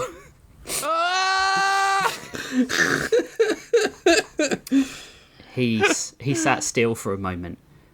I could cure the bleeding. In your people. Akna stiffened. That's a bold claim from a guy who's leaking harder than that CEO Titanic submarine. She sighed and turned back to him. All these references are so timely. Okay, let's say I believe you. Just like that, with your spooky finger. I will drain the blood. There it is. Always a catch with the creepy demons. Not much. Draining the ill. Akna stared at him, eyes narrowed. The fire cracked behind her, spitting embers. There's a girl, she said finally. Leah. She's maybe 10, same age as my son was. Coughing blood, last I heard. Her mother used to help me trap when my hands were bad. They won't take her to the healer. They're too afraid, too stupid. The thing nodded slowly, as though he already knew. This isn't a trick. All life is a trick. A sick one from my father. But this one ends in her breathing. She took him that night, after dark. Wrapped in thick furs, he looked like a grotesque melting snowman. Nuna refused to go near the sled, so Akna left her tied up, muttering, You're lucky. I have to go watch Jack Skellington edgelord a little girl back to life. Be careful with that sentence, Rich. She's probably going to wake up loving Linkin Park and Shadow the Hedgehog. The wind was calmer, the moon dull behind a frosting of cloud. She brought him to the edge of the village, then carried him the last few 100 yards on her back. He weighed nothing, like regret and memories. The only weight was the one on her soul. They slipped into Leah's home through the back. Her mother had left the door unlocked, not out of trust, but because of superstition, said locking out the wind would only make it angry. Fucking idiots, Akna swore. The child lay in a cot by the fire, skin pale, breath ragged. Her lips were cracked and crusted with blood. Her mother snored in the next room, exhaustion louder than her grief. Akna pulled back the furs, and the thing hovered a hand over the girl's chest. His mouth opened slightly. A tendril, impossibly thin, like steam caught in the moonlight, drifted from his hand to the child's skin. It coiled there, twitching, then vanished. The girl gasped, her skin flushed pink, her fingers stopped twitching. Akna blinked. You did it. I told you. You're not even smug about it. There is nothing to be gained by being a god of wounds, it muttered, almost sad. They left out the back door, unaware of the snoring that had stopped, or the wide, frightened eyes in the adjoining room. They arrived home before dawn, the fallen god refusing her company for the evening and choosing to return to the cave. He needed rest, he said. What had he thought she had been providing for the last week? Cheeky fucker. She didn't really mind the time to think. Akna didn't sleep that night. She sat on her porch, watching the sunrise, a dull smear of orange behind the whirlwind of ice. She'd saved someone. Actually saved someone. But for the first time in months, something inside her stirred. Anger? Sadness? All she could think of was why this man hadn't arrived months ago, when Mal needed it. Then the horns began. 3 sharp blasts, 1 long. The alarm for plague. Akna stood as the dogs began to howl. She ran the 3 miles back to the village on her own, back to the girl's home, and stopped. The village was empty, devoid of all noise, but hanging from the village gates was a body, small, wrapped in sheets, a symbol scorched into the cloth. Demon. Akna didn't speak. Oh my God. She didn't cry. She simply turned and ran back the way she'd came, understanding. By the time Akna reached the Forbidden Wastes, the sky had turned the colour of an old bruise, purple and swollen. Her legs burned, her chest pounded. The wind tore at her hood like it was trying to rip her thoughts out through her ears. She stumbled the last few metres, lungs dragging frozen air into tired ribs, and then she saw the smoke. It curled from the cave mouth in lazy black ribbons, the kind that stuck to your clothes and never came out. The smell reached her seconds later, charred, fur, scorched meat and blood. No, she muttered, stumbling forward. The cave was gutted. The bed furs were ash. The ice had melted into slick walls, blackened with soot, and the air inside was still hot. Nothing remained, only blood and the remains of a pyre. Akna stood very still. She didn't cry, her throat locked around it. Then she noticed something. A streak of black blood marked the floor where he must have dragged himself towards the mouth of the cave. It ended in a jagged smear, a struggle maybe, or a final collapse. They'd found him, while he slept, while she was staring at that poor girl swinging in the breeze like a wind chime. She heard her superstitious mother's voice in her head, low and grim. That's what you get for trusting something with too many teeth. Akna turned and walked home. The blizzard didn't fight her. She didn't speak for a day. The dogs were silent and broody, knowing what had happened. Only Nuna curled beside Akna on the floor, resting her chin on her knee. She hadn't growled once since they came back, but her eyes were watchful. Did I do the right thing? Akna asked her. Her voice was hoarse. Nuna blinked slowly. Don't look at me like that. I know that look. That's the same look Mal used to give me when I told him to wash up for dinner. The fire crackled. A log split down the middle with a loud pop, and Akna wiped her face with the back of her hand. Guess it doesn't matter now.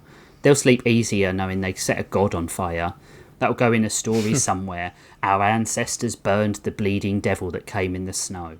Maybe next winter they'll hunt their shadows just to make sure they didn't miss a cousin. She looked down at the dog. He wasn't even angry. He just wanted to help.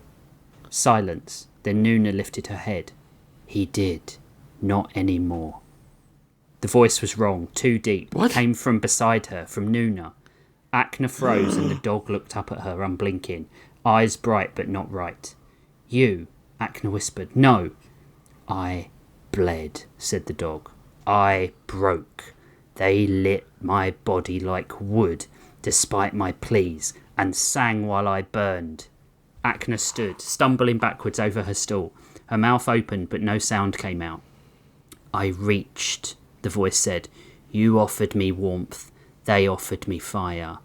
I will return both. Akna backed towards the wall, hand sliding towards the rifle leaning by the door. I thought my father wrong these past few years, but he was... I thought my father wrong these past few days, but he was correct about your kind. The dog tilted her head. You are the last of them I will spare. The voice echoed, but not aloud. It landed in her mind like the heavy thud of snow falling from a roof. Then darkness, and Akna closed her eyes and fell. She woke to quiet. No fire, no breath, no Nuna. The cabin was colder than it had any right to be. The fire burned down to embers. She rose, slow and stiff. Her head ached and her fingers were numb. The dogs were gone, all of them. Tracks leading in every direction, so scared they had abandoned bonds of pack. Only one thing remained. A single streak of blood across the floorboards, too fresh to be her own. She stepped outside to meet a sky red with dawn, and to the south, smoke, columns of it, black and towering. The village. No, she started to run. The snow pulled at her legs and the slope down to the valley was iced over, but she didn't stop. Her boots skidded, caught, skidded again. The smell hit her before she even saw the destruction. Fire, flesh, fat on wood, and something fouler, something deep and old. She reached the outskirts, or what remained of them, ash and black snow, blistered frames of homes collapsing under their own grief. She stepped over something that might once have been a man. His charred jawbone was intact. His eyes were missing. Something had scrawled a symbol into the snow beside him. It wasn't one she recognised. Wasn't one of Earth. Akna stood there a long time. No wind, no sound. Even the sky seemed to hold its breath. Just as she was about to leave, she saw them. His tracks. Bloody paw prints leading away from the village and north, into the endless white. Not running, but walking. She closed her eyes. When she opened them again, they were determined. Akna returned back to her cabin, packed her gear, checked that Mal's brand was still on her wrist, strapped on the old rifle, then walked in the opposite direction of the tracks. Years later, the wind was quieter this winter. Not gone, never gone, but it whispered instead of screamed, as though the storm had paused to respect the anniversary of the past. Akna stumbled through the drifts, numb in body and thought. She had been asked to check the traps by Hato and Jumi. Not wanting to make waves, needing the cover of numbers, she wouldn't point out their inefficient traps, and instead went hunting for rabbit or fox. Smoke still impossibly clung to her furs from a decade ago. The heat of the burning village had fled from her skin, but the chill that replaced it had never left. She had only been able to recover one of the dogs, Pukin, an old, grey-flecked boy with cloudy eyes and the loyalty of the aged. The others would never return to her, and she did not blame them. She was damned for her role in all of this. Behind her, the blizzard swept away their tracks, but she felt that someone or something always followed, and it wasn't simply her guilt. She crested a hill where the snow had melted to black ice and collapsed behind a frozen outcrop, gasping. Everything burned in her old age, her limbs, her lungs, her hope. That's when she heard it. Not a growl, not a bark, but a chuckle. Low, canine, and unmistakably inhuman. She turned slowly. Pukin was no longer behind her. Run off, too scared. Hopefully back to the safety of the fishing village. She wished him well. Poor Akna, said the voice. So close to dust. The wind picked up again. You were the only one who supported me when I was close to dust, who fed me when I reeked of other worlds, who did not join when your village spat poison in my name. The dog that was Nuna stood a few paces off. Steam curled from her nostrils. Its eyes were burning red. I loved you for that, the god said. But love, like all things, rot. Akna pulled her knife. It stood in her hand, dull and cracked. Go on, the god smiled. I'll let you have a freebie. She flung the knife. It missed, wildly, clattering against a tree. Damn her old hands. He shot out a tentacle which pierced her side, the same spot his wound had once been. She fell to her knees, leaking. You killed them. I cured one, he said, and your people nailed her to the gates rather than accept truth. My father was right. None of you deserve our love. But where he would eradicate you all and start over, I will instead bring life nothing but misery. What are you going to do? Keep telling your boring-ass monologue? He stepped forward. Snow hissed where he walked. They tried to murder me. And you let them. Whatever you need to tell yourself, she whispered. You let them kill me. And I didn't even have a human name.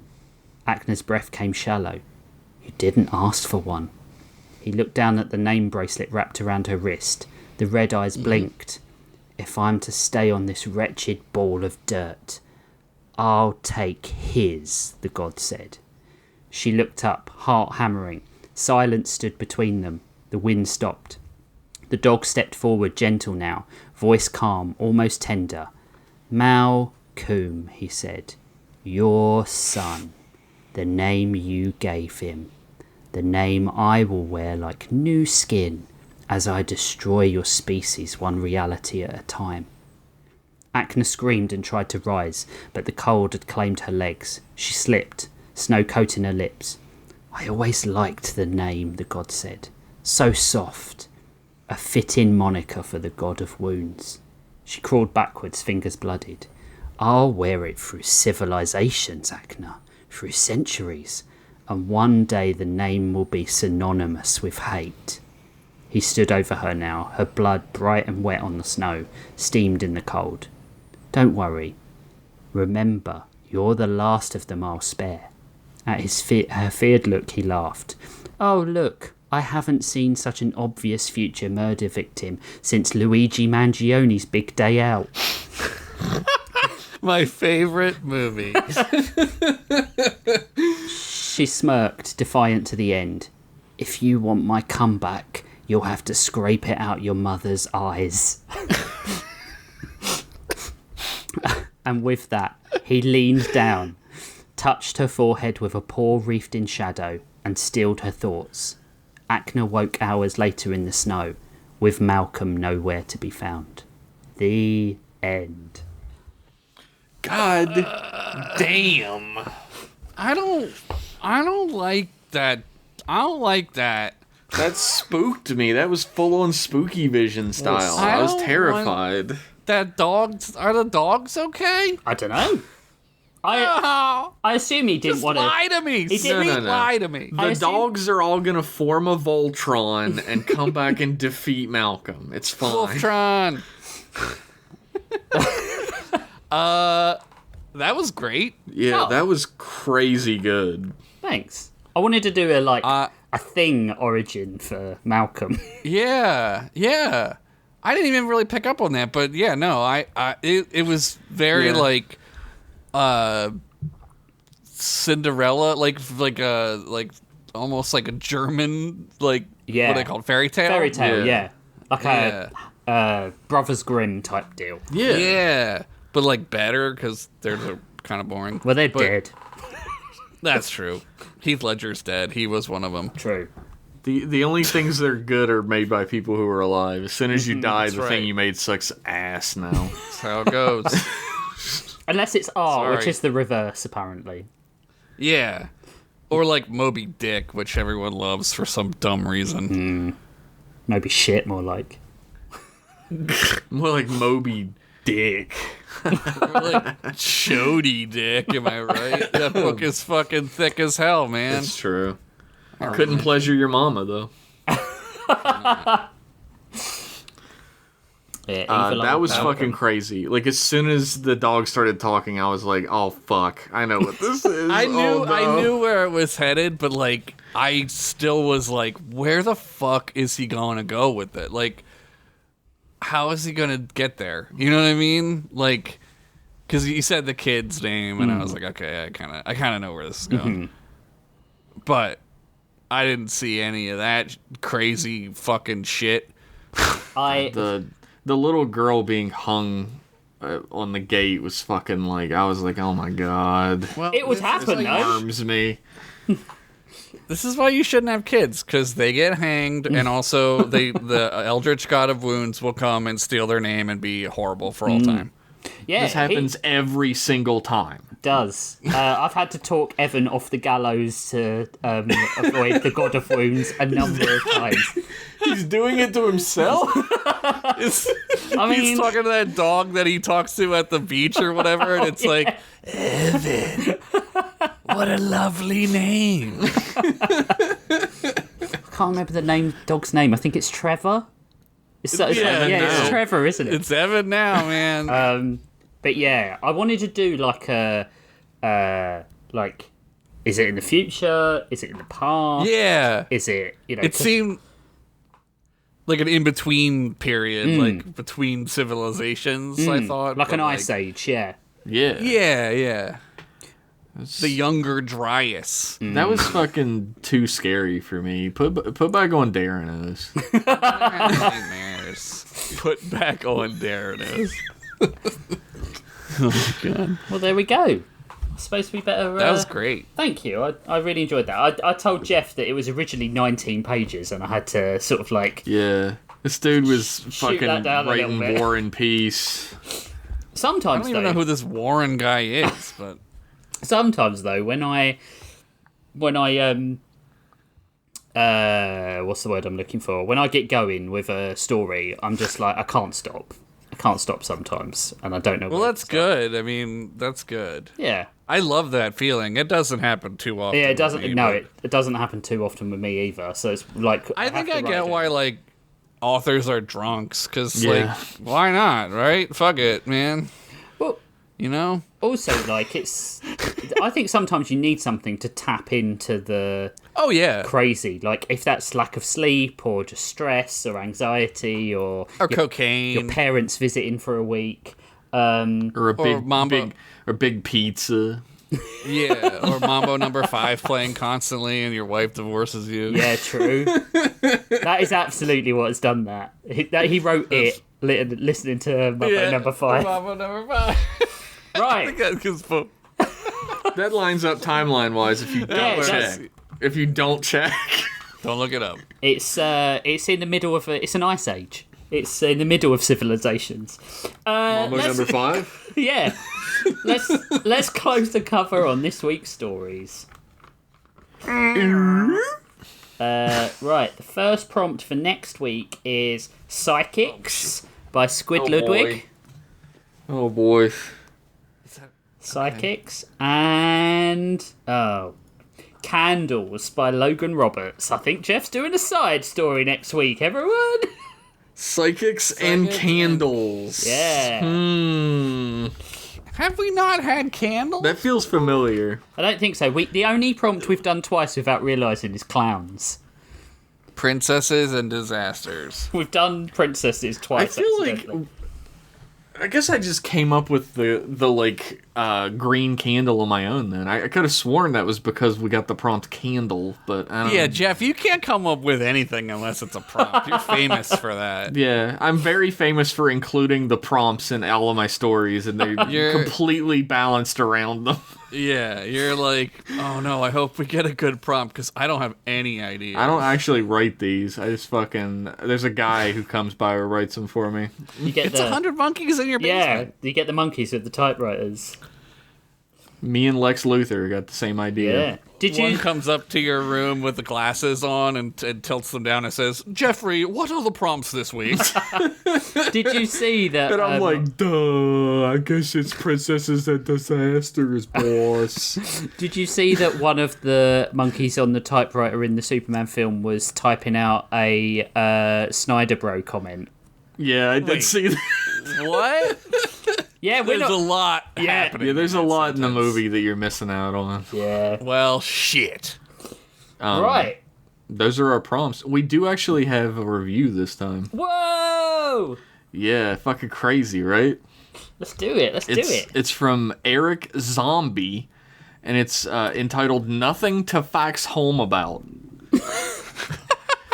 To stifle the compulsion to utter a jest of so crude a nature, on organs of generation and the posterior, an act of martyrdom. And I am no saint.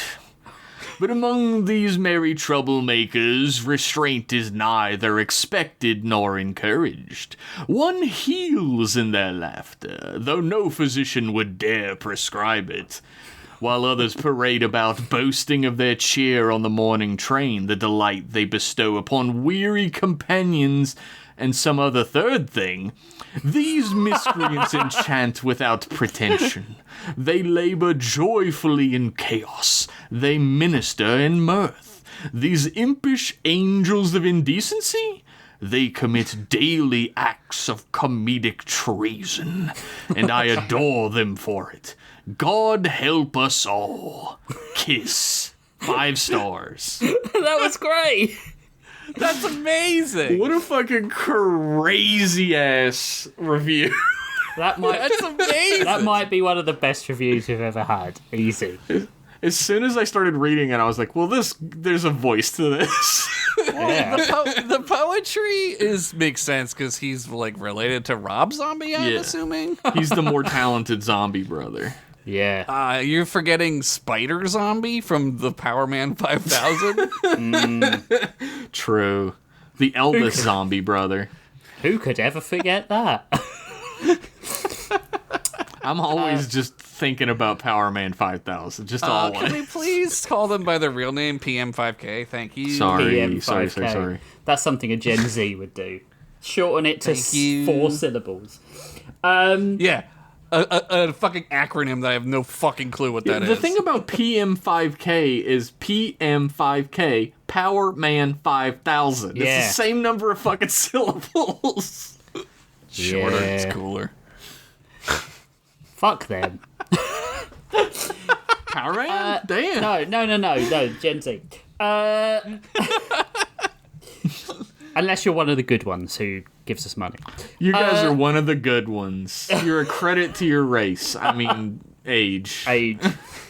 If you heard our prompts and were like, man, they were good, but I can do much better, then you need to head over to patreon.com/storylords, where for as little as $5 a month, you can join the Pen Pals rank and gain access to our monthly exclusive after-show discussion Afterlords, where we talk about everything and anything between takes.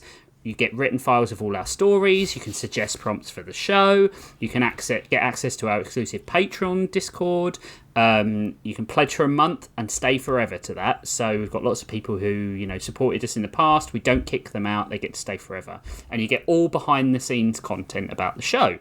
You also get sneak peeks a week early, or whenever I can do it, normally 3 days before. If you support us for $10... That's early. That's early? Yeah, it's early enough.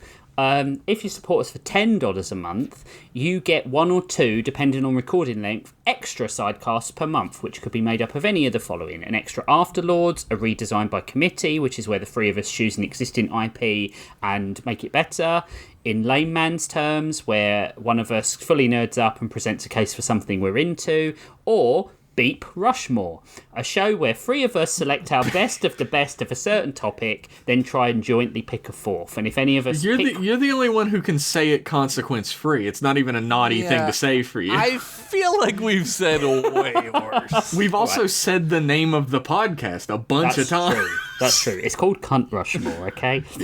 Whisper it. PG-13. But if we can't reach consensus on the Whisper a curse word, it makes it PG-13.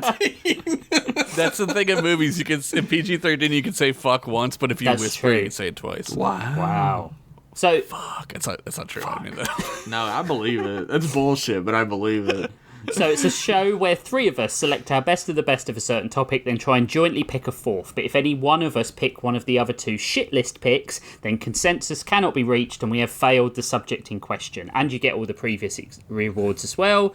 Then with Masterpieces, you get all that, plus a quarterly hangout that we do every 3 months that we have to organise for August, because we're contractually Maybe a little to. kissy, too. Maybe you get a little kissy. Maybe. And you also get your name read out at the end of the show with a personal thank you. Then if you join the Timmy Blackcrest Memorial Fund, which is $69 a month, you become patron royalty, get our undying love and gratitude, get a permanent original Discord role upgrade and title of your choosing, and a personal thank you at the end of every episode. And you get a small art piece for use as your Discord profile pic from me. But you have to get in touch with me and let me know what you want. I'm not going to chase you. I feel like we're going to get an influx because it's the 69th episode, so watch out for them Timmy Blackcrest Memorial Funds rolling in. That would be good. And Any day now. It's our 69th episode. it is. We made it. Looks like we made it. It's weird because I think we hit 69 at the same time that Toonhounds hits 100. So that's weird maths that I can't do. But if you join 169, Yeah, it's 13 squared. So perfect. So if you join, God, Josh is so smart. if you join our highest tier, the Lordly Lord of Lords tier, which is $100 a month, you get a free piece of merch that we deliver once every half a year to you, and it is unique. You cannot get that anywhere else. No one else will get it. And it's not a cum shirt, probably. No, and we have a member at that tier, who we will thank in a minute. Crazy. Which is crazy. So, Story Lords, the whole of Story Lords. So, yeah, basically go and support us at patreon.com/storylords. Just give what you can. Story Lords, the entirety is now on YouTube, so you can listen to all of it, thanks to John Anderson and Chris Balso, who... And not only is it entirely on YouTube, it is going to be constantly updating the day that we upload the episodes from now on. Yeah. So if you want to go and listen to it while you look at the artwork, which has progressively been getting better throughout the show. Crazy good. Thank you. Rich is knocking it out of the fucking park with this artwork. But my I'm latest jealous. Sub-Zero was a far cry from my fish and chips of the first episode. So thank you. That Sub-Zero one might be my favorite. It's fucking good. Might be my favourite too, but I do want to finish Chub it. Zero. Chubs. I still really like the Spelunker Mario one. Oh, and well. I like the Bebop pulling himself through a wormhole. Oh, yeah. Well. But yeah, go and a listen. good show. If you want to go and listen to the show, not on a podcast engine, but on YouTube, then you can go and listen to it there. Well, there's like a double benefit from it being on YouTube as well, is that it's now on YouTube Music as well. So if you have YouTube Music, you can listen to it there. Excellent. You can head over to find any information about us at storylords.page or storylords.card.co. Please leave us a review on iTunes. And a big thank you, as always, to Greg for supplying the music to our show. You can find him at vidazen.card.co, or go to Spotify and look up Santosha or Vidazen, and you'll find his music. And he is a genius. I love Greg. I love Greg so much. He messages me every now and then. He's just like, "How's it going, buddy?" And Yeah, I'm he like, did. He asked me that. He asked me that I the don't other day. deserve this guy. I said, I'm doing the show. And then he said, tell those bozos I'm sending them nude pics now. So I hope you guys got them nude pics. Wow. Oh my god, my pants where are the fuck already are- off. Me and Joey Where are Pizza's mine? pants are already off. You're just always, that's what I based him after, really. So, as always, at the end of the show, we're going to thank the patrons. So we have a new Emperor of Patrons, who is on the Lordly Lord of Lords tier, Squid Ludwig.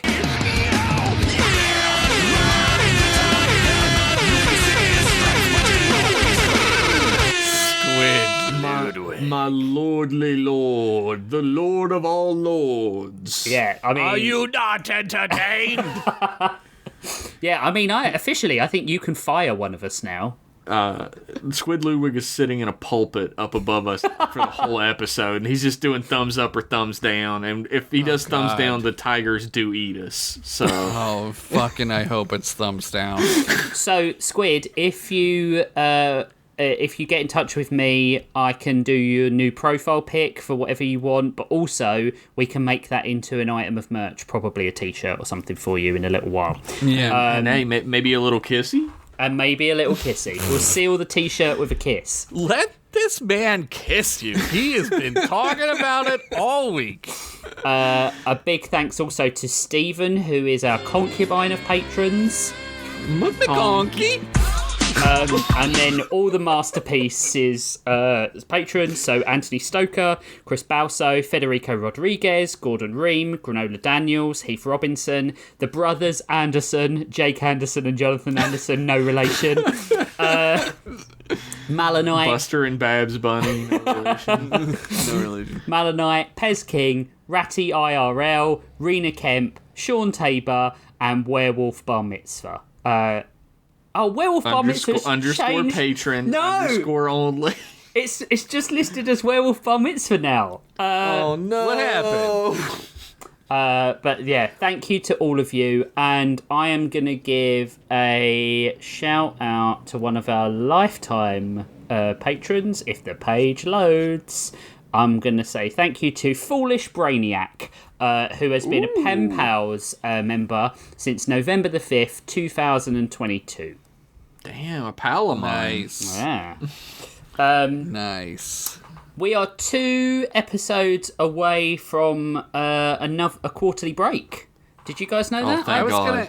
Oh, I thank was gonna God. ask, but I didn't know. Yeah. I don't know. I had to do like fucking math. I was like, okay, 6 plus 52 plus. It was fucking. It took me like hours to figure it out. Well, we're 2 episodes away from a break, so we're going to talk about what we're going to do that. We'll probably reveal that next episode. Next episode is our 69th episode, so if you want to honour that, you can upgrade for a month to the $69 Patreon if you want. The pressure's on for these stories next week, Yeah. man. Yeah. They're gotta be.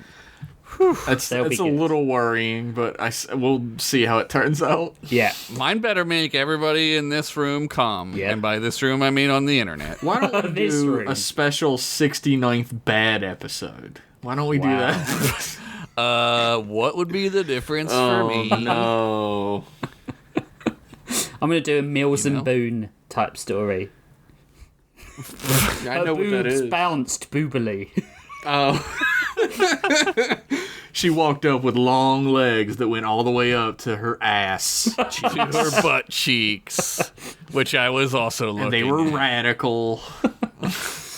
But we will be back in 2 weeks for a 69 special for you. Yeah. See you later, I guess. Bye. 69, dudes. Party. Wait, he's confused. Turn the fans back on. There we go.